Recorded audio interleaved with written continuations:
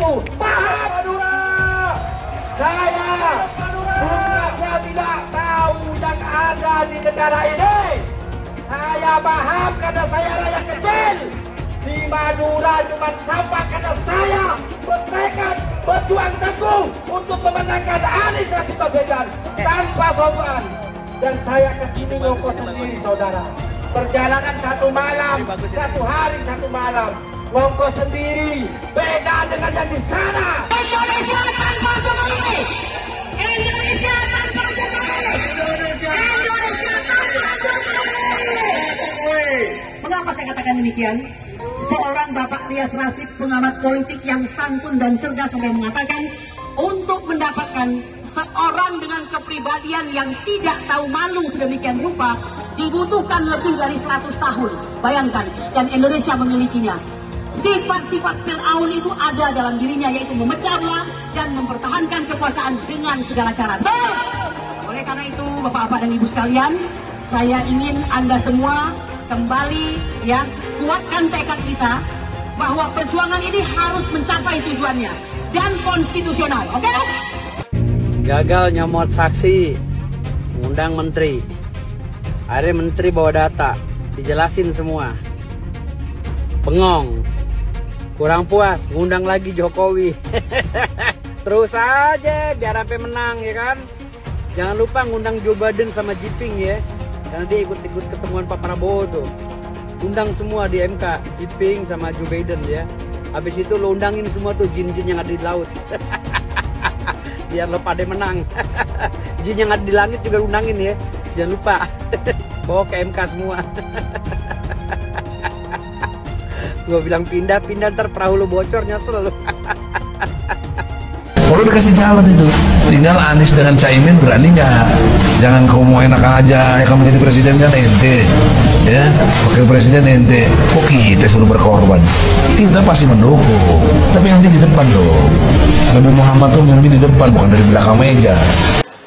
Itu semakin bulat keputusannya kalau ada 1 juta orang mengepung MK dari utara, mengepung MK dari selatan, mengepung MK dari barat, dari timur, maka beton-beton itu menjadi tidak ada gunanya, saudara. Kalau saudara bicara 500 orang, bicara 5.000 orang, beton itu ada gunanya. Tapi kalau saudara-saudara datang 150.000 dari Harmoni, 150.000 dari Banten, dari barat, 100-200.000 dari timur, dari selatan, tidak ada gunanya saudara-saudara itu semua. Karena yang kita kepung adalah istana dan MK dan Merdeka Barat, semuanya kita kepung saudara-saudara. Maka keputusan yang tadi semakin sempurna.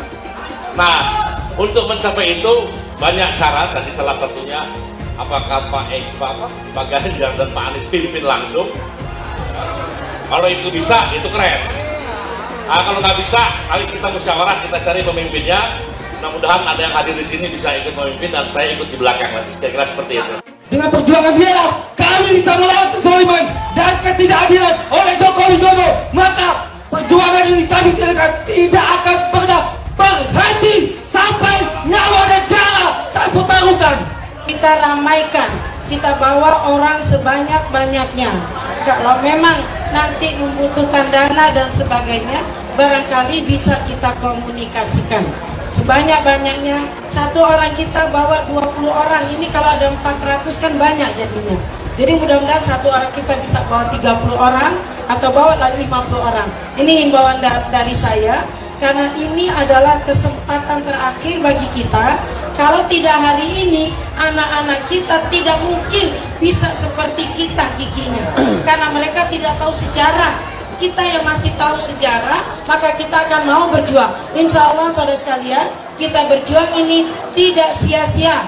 Insya Allah Allah sudah sediakan bagi kita surga. Inna Allah astara minal mu'minina anfusahum wa amwalahum bi anna lahumul jannah wa dan alaiha haqqan fit Taurat wal Injil wal Quran. Jadi orang yang beragama apapun, kalau mereka percaya pada Injil, pada Taurat, pada Quran, mereka sudah disiapkan oleh Allah sebuah surga nanti. Insya Allah kita semua dunia bahagia, akhirat juga mendapat surga. Demikian anjuran saya dan himbauan saya, jangan ada di antara kita yang hari ini hadir tidak datang tanggal 1 dan tanggal 2. Bawalah teman sebanyak-banyaknya agar bisa hadir 1 juta orang. Takbir. Assalamualaikum warahmatullahi wabarakatuh. Apa masih semangat mau berjuang? Apa lagi yang mau diperjuangkan kalau udah dikalahin? Semangat sambil doa ya Allah Pak Wowo, aku udah tua ya, istirahat aja sambil udah nggak pantas jadi wapres, bikin malu, kualitas kurang jauh. Doanya udah dikasih nih sama Anies semua, amin ya Allah.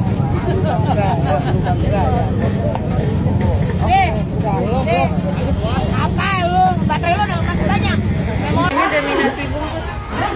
Lagi-lagi kan yang demo ngumpet-ngumpet makan, ngumpet-ngumpet batal puasanya kan, malah membatalkan puasa gara-gara demo. Saudara-saudaraku sekalian, saya masuk dalam tim hukum nasional Anies Baswedan.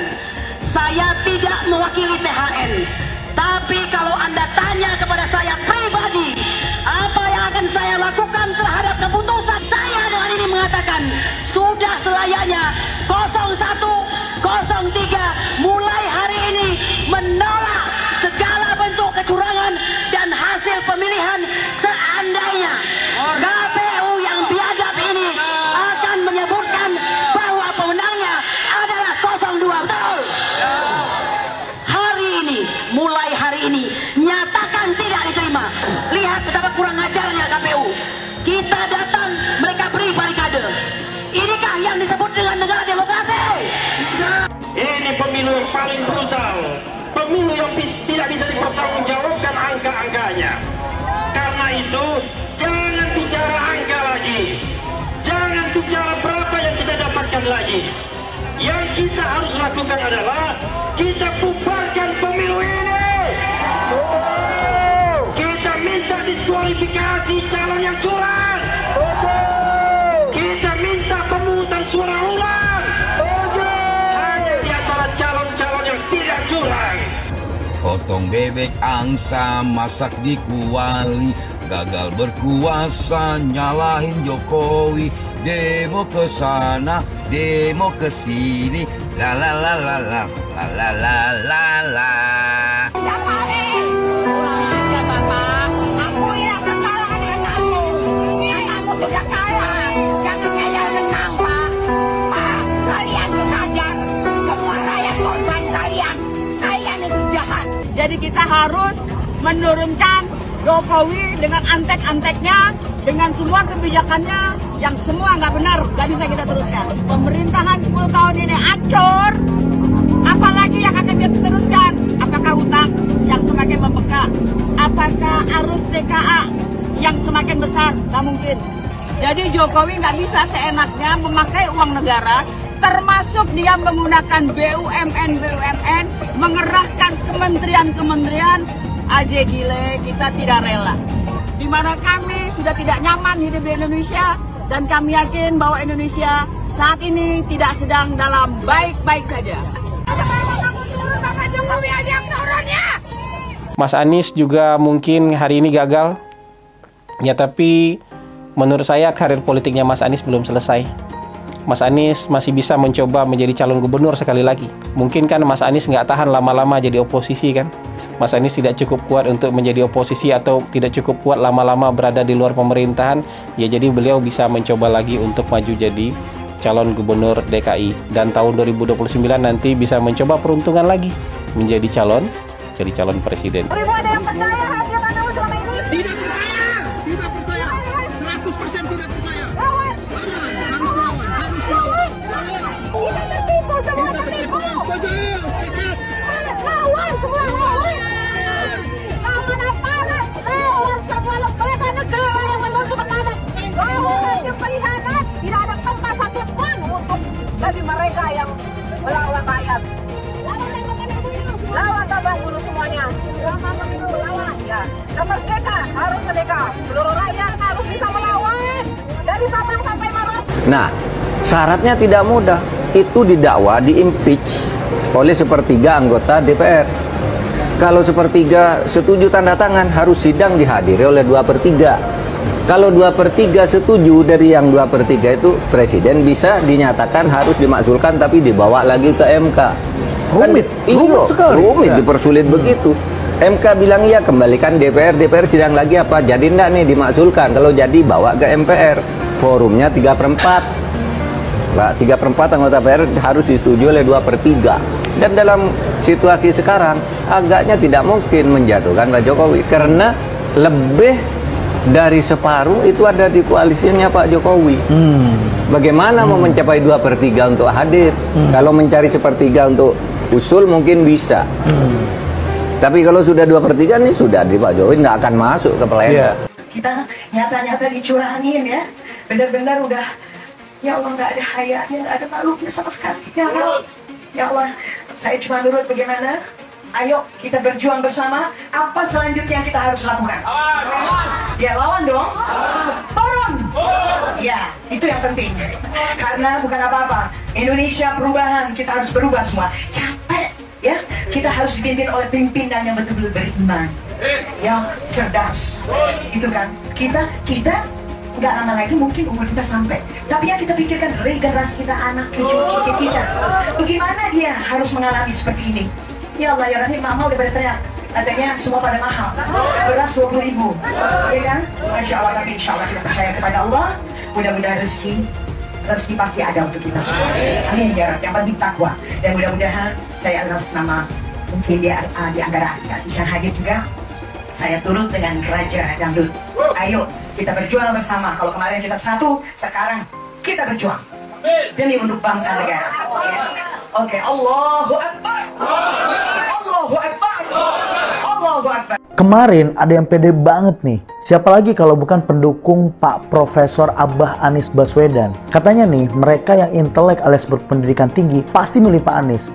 Ternyata fakta berkata lain. Sakit banget emang. Yang berpendidikan tinggi justru ramai-ramai mencoblos Prabowo Gibran. Jadi mana nih tuduhan-tuduhan kemarin yang bilang pendukung Pak Prabowo kena tipu jeget gemoy. Faktanya yang berpendidikan tinggi pilihannya Prabowo Gibran kok. Intinya gitu ya. Jangan-jangan omon-omon tapi bicara pakai data dan fakta. Udah gitu aja. Jujur, pecinta Bapak Anies Rashid Baswedan, otak kami cerdas. Hello, kami bukan orang bodoh. Kami nggak percaya kalau Pak Anies Rashid Baswedan itu kalah. 01 itu menang, 01 menang. Di mana-mana itu menang, ya. Karena kami sekali lagi tekankan, wahai Bapak Jokowi, akuilah kesalahannya, akuilah kekalahannya, jangan dibalik. Katanya dapat bocoran nih. Udahlah, 01 akuin kesalahannya. Hello, nggak mungkin, mustahil. Mustahil kalau 01 kalah. Hakul yakin Allah punya kuasa. Pasti Bapak Anies jadi presiden. Amin. Amin. Presiden. Anies presiden. Nomor 1 menang, ya Allah, menang ya Allah. Ya Allah, nomor 1 menang, ya Allah, Abah menang, Abah. Abah menang. Satu putaran menang, Abah. Abah menang, satu putaran, Abah menang. Saya diberi nilai 11 dari 100. Itu nilai luar biasa. Pertama kali dalam hidup saya terima nilai itu.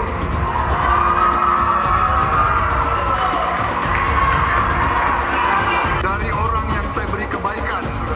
Kalau Pak Prabowo Menteri Pertahanan rate-nya 11 dari 100, itu kalau berarti kan antara dari 1,1/10 ya. Kecil sekali loh itu, Pak. Kira-kira nih, berapa rate seorang menteri yang dipecat? Yang disampaikan oleh Mas Anies, sebagian besar yang disampaikan oleh Pak Ganjar itu kebohongan, itu fitnah. Saya lanjut ke Pak Anies dan ini paling banyak bohongnya, ya, paling banyak bohongnya. Ini bengis sekali nih pernyataan, ya, bengis dan jahat. Hanya untuk tujuan menjatuhkan Pak Prabowo, kemudian menggunakan data palsu dan bohong. Dan publik itu sudah mendengarkan pernyataan bohong itu. Dan sebagian publik itu sudah mengkonsumsi pernyataan bohong itu. Dan itu berbahaya. Itu pernyataan bohong yang luar biasa. Terkait dengan pertahanan, berapa skor yang Bapak berikan atas kinerja Kementerian Pertahanan yang dipimpin oleh Bapak Prabowo? Silakan Pak Ganjar. 5 cukup. Skornya justru di bawah 5, Mas Ganjar. Kalau 5 itu ketinggian, Pak Ganjar. Terima kasih, Pak Ganjar. Anies gak usah takut. Disebut aja angkanya berapa gitu. Kayak saya gitu loh. Jangan di bawah 5, sebut aja berapa. 11, Mas. Dari 100.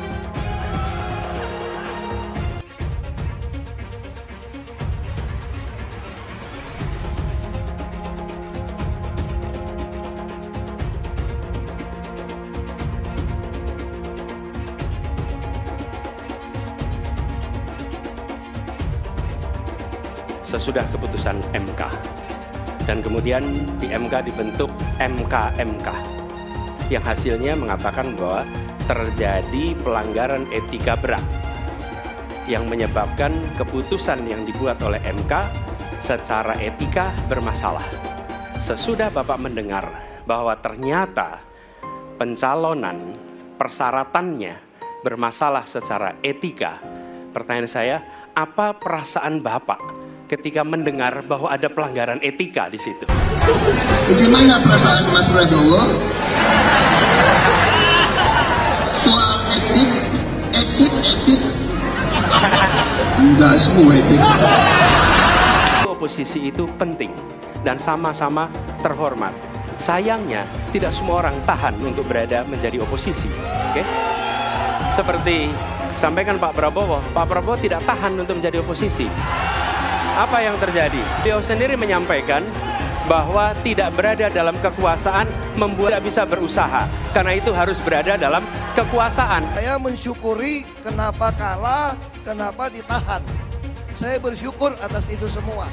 Saya coba bayangkan ya, kalau seandainya waktu itu kita menang gitu ya, hari ini belum tentu kita bisa nikmati seperti ini. Kita bersyukur 5 tahun Tuhan izinkan kasih ke orang yang pintar ngomong untuk kerja. Coba kalau kita bayangkan gitu ya, kalau kemarin saya masih jadi gubernur, ini saya udah turun ini. Tapi yang pintar ngomong itu dikira orang hebat kan? Ini lebih berbahaya tahun 2024. Langsung ketahuan karakternya. Langsung ketahuan itu. Di saya juga ada kutipan Pak di kamar saya Pak. Tulisannya, Jakarta telah mengambil keputusan yang fatal. Jangan hanya konsentrasi pada pembangunan benda-benda mati yang indah difoto dan bisa ditunjukkan dalam 5 tahun hasilnya. Kalau kita mau menilai sebuah janji, maka lihat janjinya atau lihat kenyataannya. Dulu janjinya apa ya? Dan ini aneh, betul-betul aneh. Ini bukan kampanye, tapi saya sampaikan sini. Di satu sisi menyiapkan jalur-jalur air untuk dikirim ke laut, di sisi lain di lautnya dipasang dengan pulau reklamasi, tinggal tunggu waktu jadi rob, air balik. Dan ini melawan sunatullah. Kenapa? Air itu turun dari langit ke bumi, bukan ke laut.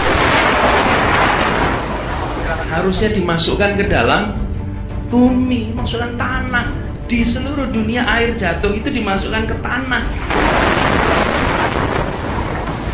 Bukan dialirkan pakai gorong-gorong raksasa ke laut.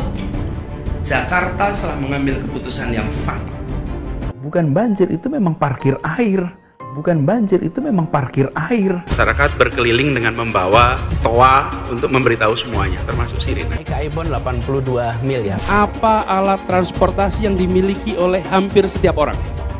Alat transportasi yang dimiliki semua orang adalah kaki. Kalau seandainya orang Jakarta percaya Pak Anies jadi gubernur pun, saya berani jamin kok dia akan lakukan normalisasi yang sama seperti saya lakukan kok. Gak usah bohong lah. Ketika air sampai di muara, maka siap untuk dipompa ke laut.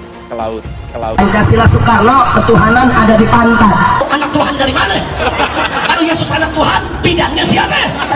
Besok di seluruh wilayah Indonesia kami katakan dan Iblis hanya menggoda orang yang beriman. Makanya jarang-jarang orang kafir kerasukan setan. Yang kerasukan setan itu orang baik-baik. Jarang, saya belum pernah nengok Cina kerasukan setan. Pernah tak Ahok itu kerasukan setan? Enggak, setannya juga. Karena sesama setan dilarang saling menggoda. Karena di salib itu ada jin kafir. Karena di salib itu ada jin kafir. Karena di salib itu ada jin kafir. Haleluya. Kepalanya ke kiri apa ke kanan? Kepalanya ke kiri apa ke kanan? Kita percaya salib itu lambang mulia, bukan jin. Kok ketawa? Aku nggak nyindir siapa-siapa loh. Saya nggak pernah mundur untuk kebenaran, keadilan, kejujuran. Dan peri kemanusiaan, gue nggak pernah mundur. Dan gue nggak pernah takut juga sama lu. Siapapun yang rasis, gue akan hadapin.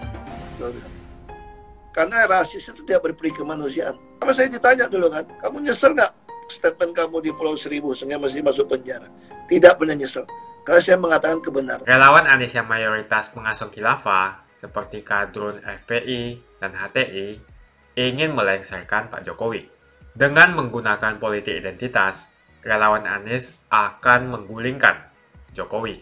Tapi pendukung Anies lupa bahwa 82% penduduk Indonesia suka dengan kinerja Pak Jokowi. Ingat, di belakang Anies ada ormas pengasuh khilafah, seperti FPI, HTI, PA212. Saya yakin sebentar lagi karma Ahok akan mengejar Anies Baswedan. Perjalanan Pak Prabowo Subianto ke dua negara sahabat kita, Cina dan Jepang, belum lama ini memang menimbulkan sebuah tanda tanya. Ada keanehan, ada ketidaklaziman dalam kunjungan Menteri Pertahanan Prabowo Subianto kali ini. Pak Prabowo belum resmi sebagai presiden terpilih sebelum diputuskan oleh Mahkamah Konstitusi. Jadi, bisa jadi bila mana benar Pak Prabowo diterima Presiden Xi Jinping dan Perdana Menteri Kishida sebagai presiden terpilih, itu adalah penghinaan terhadap proses demokrasi di Indonesia dan juga penghinaan terhadap Mahkamah Konstitusi. Sungguh nggak lazim seorang menteri pertahanan diterima oleh kepala negara. Dan kalaupun Pak Prabowo dianggap sebagai presiden terpilih Indonesia, kita harus ingat kalau sengketa Pilpres di Mahkamah Konstitusi sedang berlangsung. Bagaimana tidak, di Cina, Pak Prabowo bertemu dan berdiskusi dengan Presiden Cina Xi Jinping. Sementara itu di Jepang, dia diterima dan berdiskusi dengan Perdana Menteri Jepang Fumio Kishida. Lagi pula, mengapa Pak Prabowo ini harus terburu-buru berangkat ke Cina dan Jepang dan meminta diterima oleh Presiden Xi Jinping dan Perdana Menteri Kishida? Tapinya, yaitu tadi, bagaimanapun sebuah skenario sudah dirancang, seyogyanya kita tetap menghormati proses demokrasi yang kita punya. Sudah seyogyanya kita menghormati peran dan fungsi Mahkamah Konstitusi. Bisa jadi juga kunjungan Pak Prabowo menemui Xi Jinping dan Fumio Kishida adalah permainan politik. Semacam gimmick politik yang ingin memberikan kesan kalau proses Pilpres sudah selesai dan sidang-sidang di Mahkamah Konstitusi cuma formalitas belaka. Itu cuma sebuah formalitas belaka dan gak bakalan mengubah hasil ketetapan Komisi Pemilihan Umum. Jadi, walaupun Pak Jokowi ini masih menjabat sebagai presiden selama sekitar 6 bulan lagi sampai akhir Oktober 2024 ini, tapi pada kenyataannya, pusat kekuasaan di negara kita sudah mulai bergeser ke Pak Prabowo. Apakah dengan pertemuan ini, di mana Presiden Cina dan Perdana Menteri Jepang saja bertemu dan berdiskusinya dengan Pak Prabowo, bukan lagi dengan Pak Jokowi? Apakah ini pertanda buat politisi-politisi di Indonesia dan juga para relawan, kalau yang sekarang ini menentukan di negara kita adalah Pak Prabowo, bukan lagi Pak Jokowi? Atau, nah ini yang bikin curiga. Ini yang bikin kita jadi curiga. Seru nih. Pertanyaannya jadi muncul ke permukaan adalah, apakah pertemuan Pak Prabowo dengan Presiden Xi Jinping dan Perdana Menteri Kishida adalah sebuah pertanda? Ini adalah sebuah simbol penting tentang mulai beralihnya kekuasaan di negara kita dari Pak Jokowi ke Pak Prabowo. Ada beberapa indikasi kalau sekarang ini kekuasaan Pak Jokowi memang sudah berangsur surut. Dia bukan lagi faktor yang didengarkan oleh para politisi yang sudah mulai move on. Salah satu indikasi terpenting adalah pembahasan soal Undang-Undang Daerah Aglomerasi Jakarta di Dewan Perwakilan Rakyat.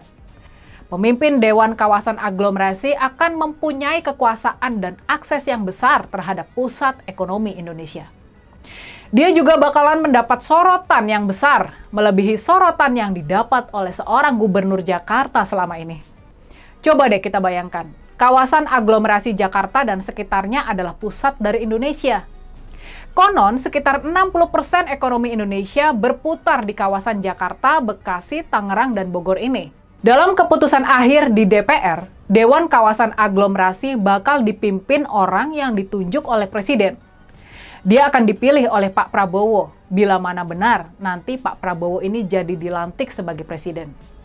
Manuver menguasai Dewan Kawasan Aglomerasi memang sangat membahayakan. Dia berpotensi menciptakan matahari kembar dalam kepemimpinan Indonesia ke depannya. Jadi, coba kita bayangkan kalau Wakil Presiden menguasai kawasan aglomerasi Jakarta dan sekitarnya. Dia bakal mengurusi 60% ekonomi Indonesia, bakal ada di pusat ekonomi Jakarta. Sementara itu Presiden terpilih cuma bakal mengurusi 40% ekonomi Indonesia dan berkantor di tengah hutan Kalimantan, di IKN yang masih serba terpencil. Pada mulanya, pemerintah merencanakan daerah aglomerasi Jakarta bakal diawasi oleh Dewan Kawasan Aglomerasi yang diketuai oleh Wakil Presiden. Kelak, lembaga yang sangat berkuasa ini bakal diketuai oleh Gibran. Tapinya, rupa-rupanya manuver Pak Jokowi buat memberikan panggung dan akses ke berbagai sumber daya kepada Gibran tersebut langsung tercium oleh partai-partai.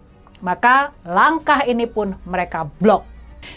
Dan pada kenyataannya, partai-partai itu termasuk Gerindra dan Partai Golkar, dua partai besar yang semula ada di kubu Pak Jokowi, mereka semua sudah nggak mau lagi memberikan karpet merah kepada Pak Jokowi dan keluarganya.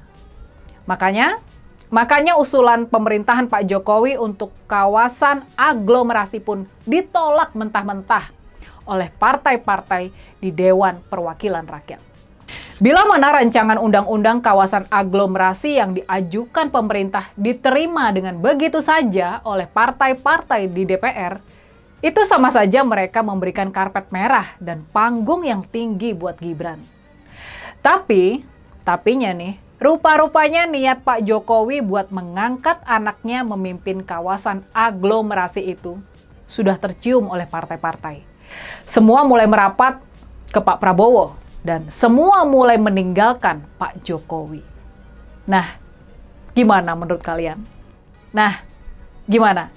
Dari dua peristiwa yang sudah dibahas ini, dari pertemuan Pak Prabowo dengan Presiden Xi Jinping dan Perdana Menteri Kishida, dan juga dari gagal lolosnya usulan Wapres memimpin kawasan aglomerasi, dari dua peristiwa penting ini kita sudah bisa mencium kalau pendulum kekuasaan memang sudah mulai bergeser.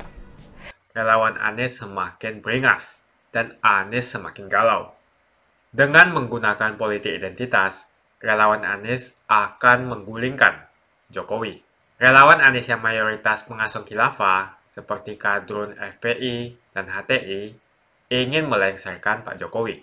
Tapi pendukung Anies lupa bahwa 82% penduduk Indonesia suka dengan kinerja Pak Jokowi. Saya pikir kalau terjadi baku hantam, maka ada 82% yang akan menghajar kadrun pengasuh khilafah itu. Nasdem pun semakin pusing melihat Anies, karena elektabilitas Anies semakin jatuh. Dan banyak kader-kader Nasdem terjerat kasus korupsi, seperti belakangan kasus korupsi BTS. Kasus korupsi 8 triliun yang dilakukan oleh kader terbaik Nasdem yaitu Johnny G. Plate, ini sangat menghantam Partai Nasdem, Menteri dari Kementerian Pertanian, di mana ini juga adalah dari Partai Nasdem. Semenjak Nasdem mengusung Anies, banyak sekali petaka yang diterima oleh Nasdem. Apakah ini merupakan karma dari Ahok? Silahkan komentar di kolom komentar. Yang jelas saya tidak akan memilih Anies, karena Anies bukan pribumi yang jelas. Dan Anies juga merupakan antitesis daripada Jokowi. Antitesis artinya bertolak belakangan dengan semua kebijakan Jokowi. Anies sudah terang-terangan menyebutkan dia tidak akan melanjutkan kinerja dari Pak Jokowi. Tidak ada infrastruktur yang akan dibangun jika Anies memimpin Indonesia 5 tahun ke depan. Lagi pula Anies juga didukung oleh khilafah dan pendukung Anies dari ormas seperti FPI dan juga HTI. Apa kita mau FPI dan HTI kembali di Indonesia jika Anies memimpin? Anies adalah bapak politik identitas yang menghalalkan segala cara untuk menggapai kekuasaan, termasuk menggunakan politik identitas berbasis agama. Kita lihat di kasus Ahok. Kita sudah bisa melihat kinerja Anies selama 5 tahun di Jakarta, dan ini merupakan rekam jejak Anies Baswedan. Tidak ada satupun janji yang dipenuhi, dan tidak ada kinerja yang bisa dibanggakan. Dari DP 0%, OKOC, kelebihan bayar, Formula E, banjir, sumur resapan, jalan rusak, dan gonta-ganti nama jalan. Jadi saya rasa tagline perubahan yang diusung Anies adalah tagline merubah kata korupsi menjadi kelebihan bayar, supaya semua koruptor tidak dijerat oleh pasal korupsi. Karena mereka semua hanya melakukan kelebihan bayar. Jadi perkataan Ahok sudah terbukti, dan Jakarta sudah menjadi korban. Jangan biarkan Indonesia menjadi korban kibulan Anies Baswedan. Suara minoritas jangan lagi merasa takut untuk memilih pemimpin yang membela hak minoritas. Karena Anies jelas hanya memanfaatkan suara minoritas untuk mendapatkan suara.